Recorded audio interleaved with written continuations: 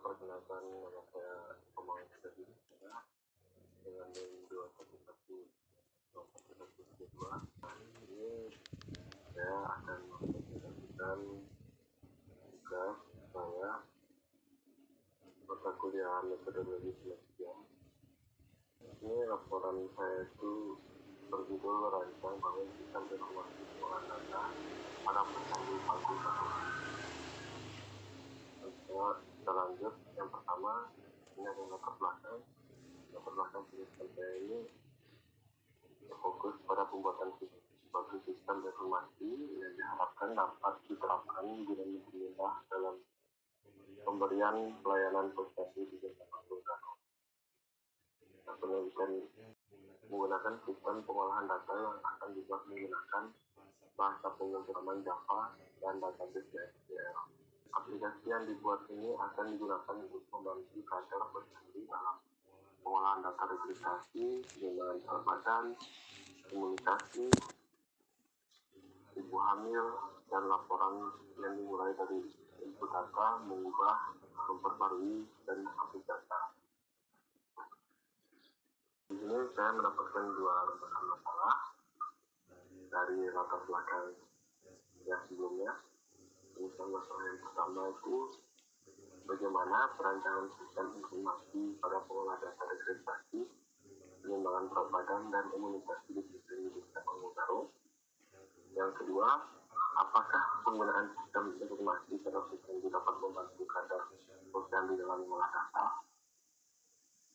Kemudian di sini ada batasan masalahnya, ada 5 batasan masalah. Yang pertama itu menggunakan bahasa pemrograman Java, yang kedua menggunakan database SQL, yang ketiga penelitian dilakukan di provinsi Desa Paku, yang keempat pembahasan mengikuti registrasi, pengembangan berat badan, komunikasi, dan laporan kader posyandu, dan yang terakhir kita membahas keamanan data dalam aplikasi.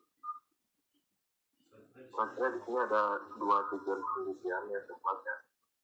Yang pertama itu untuk membuat perancangan sistem informasi pada pengolahan data registrasi, pengembangan berat badan, komunikasi, dan laporan di posyandu Desa Paku. Yang kedua itu ada untuk mengetahui penggunaan sistem informasi pada posyandu dapat membuat kader posyandu dalam mengolah data. Selanjutnya ada manfaat penelitian. Manfaat penelitian ini ada 5 manfaat. Yang pertama itu menggunakan pendataan oleh kader posyandu, yang kedua meningkatkan kualitas dalam pengolahan data, yang ketiga meningkatkan kualitas dalam pendataan sehingga data yang diperoleh lebih terkompilasi dari hibah dan input. Yang keempat itu menambah wawasan dan pemahaman masyarakat dari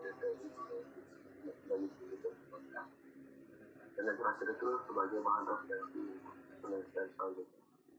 Kemudian di sini ada kajian pustaka. Inilah kajian pustaka yang saya gunakan. Kemudian penelitian tujuan ini memiliki persamaan dengan tujuan umum, yaitu meningkatkan efektivitas pengolahan data kesehatan melalui penerapan sistem informasi berbasis teknologi modern seperti AI, Java, dan platform berbasis data analysis. Meskipun demikian, perbedaan muncul dalam penelitian dan pengembangan. Proses penelitian bervariasi dari data medis, penelitian posyandu, hingga pendataan habitat dan aspek kualitatif. Juga sistem juga beragam, untuk pengolahan data dengan dosis, konteks diagram, hingga penggunaan usage diagram dan sequence diagram. Ragaman ini mencerminkan adaptasi metode pengembangan yang berbeda, seperti analisis terstruktur, waterfall, hingga pengembangan berbasis dan sesuai dengan kebutuhan spesifik dari masing-masing penelitian. Sebenarnya ada metodologi penelitian. Ini data primernya itu ada metode wawancara dan metode observasi, dan data sekundernya itu ada dokumentasi dan metode data. Tempat dan waktu penelitian. Tempat itu di posyandu Desa Paku, Kecamatan Sabitan, Kabupaten Pamekasan. Waktu penelitian pada saat pelaksanaan posyandu tanggal 9 dan 11 November 2023. Selanjutnya ada analisis kebutuhan sistem. Yang pertama itu adalah sistem dapat melakukan fitur login dan memberikan hak akses login kepada pengguna aplikator. Yang kedua, sistem dapat mengolah data yang diambil data jaringan, pengembangan, dan imunisasi seperti menambahkan data, hapus data, mencari data, dan mengubah data. Selanjutnya ada sistem dapat menampilkan dari imunisasi seperti imunisasi kasar, imunisasi hepatitis, imunisasi BCG, imunisasi BCG AB, dan juga imunisasi campak. Selanjutnya, sistem juga dapat memberikan pengingat imunisasi dengan menggunakan hal. Nah, kemudian di sini ada tahapan penelitian, di mana kita mulai dari start, kemudian kita melakukan pengumpulan data dan informasi. Nah, pada tahap ini peneliti melakukan pengumpulan data dari sadar terkait data imunisasi.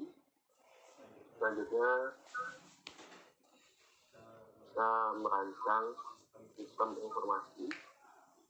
Pada tahap perancangan sistem informasi ini menggunakan beberapa software yang dibutuhkan untuk menjadikan sebuah sistem. Kemudian selanjutnya kita akan menguji coba sistem. Yang pada tahap uji coba sistem, peneliti melakukan uji coba sistem kemudian memberikan informasi mengenai sistem dan cara penggunaan sistem. Selain itu, peneliti juga meminta saran dan masukan kepada pengguna terkait sistem. Dan yang keempat itu ada evaluasi. Pada tahap ini peneliti akan melakukan evaluasi terkait masukan-masukan dari pengguna. Selanjutnya ada metode penelitian. Penelitian ini menggunakan metode waterfall, di mana metode waterfall itu adalah metode pendekatannya dilakukan secara sistematik dan urut mulai dari level kebutuhan sistem lalu menuju ke tahap analisis, desain, coding, testing, atau verification, dan maintenance. Disebut dengan waterfall karena tahap dalam metode ini harus dilakukan dengan beberapa tahapan. Nah, ini dia tahapan yang pertama, ada requirement definition. Nah, tujuan utama dari tahap ini yang menghubungkan setiap komponen sistem ke dalam sistem agar terhubung dengan baik. Dalam hal ini, sistem akan mendukung satu sama lainnya. Kemudian yang kedua itu ada sistem dan software design. Dimana desain sistem ini adalah proses mendefinisikan arsitektur antarmuka dan data untuk sistem yang memenuhi persyaratan tertentu. Adapun basis data yang digunakan ialah SQL. SQL adalah sistem manajemen basis data relasional sumber terbuka yang menyimpan data dalam tabel dan basis. Dia menggunakan SQL untuk mentransfer dan mengakses data dan menggunakan gabungan SQL untuk menyederhanakan query dan korelasi. Ini mengikuti arsitektur client server dan mendukung multi-threading. Selanjutnya, yang ketiga itu ada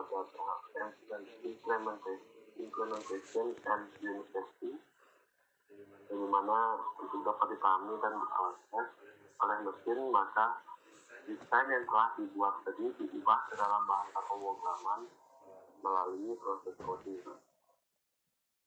Pada tahap ini, implementasi dari desain yang sudah dibuat akan secara teknis dikerjakan oleh peneliti. Kemudian tahap yang terakhir itu ada integration and system testing, di mana setelah melakukan proses implementasi dan integritasinya dalam sistem, maka dilanjutkan dengan pemeriksaan dan pengujian oleh sistem secara keseluruhan untuk mengidentifikasi kemungkinan adanya kegagalan dalam sistem. Selanjutnya ada operation and maintenance, yaitu di mana tahap akhir.